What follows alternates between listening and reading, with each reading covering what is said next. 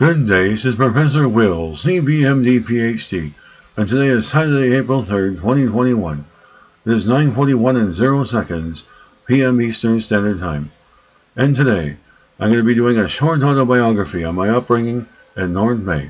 So let's hop to it here. Today, I would like to talk about the city of Sudbury, which I was born and lived in before North Bay. Sudbury has a bad reputation for smokestacks and photochemical smog that deteriorate the trees, grass, and wildlife, including causing cancer, disease, and premature aging in humans. I hated the awful smell of Sudbury. The one thing that I could really remember is that the people of Sudbury were very violent, with a lot of domestic drama, filled with traumatized lifestyles, which resulted in my childhood to be traumatized with being bullied physiologically and psychologically. I am so very lucky. My dad decided to relocate my family to North Bay in 1990. My lifestyle could have been a lot worse. I loved North Bay since the first day we pulled in off the highway. It was early morning, and there was a bit of fog and sunrise, and I could smell the fresh North Bay air for the first time in my life, as my dad pulled into the fifth wheel truck stop with his 18-wheeler. And I knew then I was going to live in North Bay for the rest of my life. North Bay to me was a peaceful and well-raised city. I experienced kind-hearted and friendly people.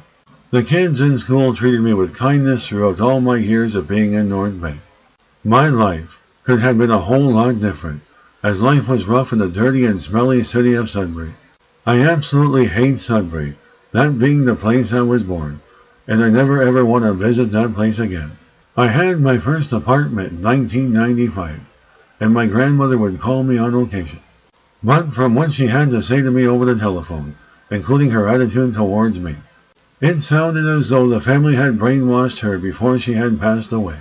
The family had told her lies and horror stories about my mental health, which was all fictitious, so I stopped talking to her over the telephone. I went to visit my grandmother in Sudbury before she died, and that is as far as it went. Never again. When I was visiting my grandmother before she died, sometime around 1997 or so, I was forced to sit in a room filled with smokers and people I didn't like.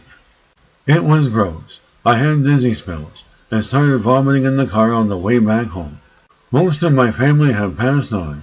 I did not attend any funerals, and I don't want anyone to attend mine, as I don't know anyone in the family, nor am I close to anyone in the family.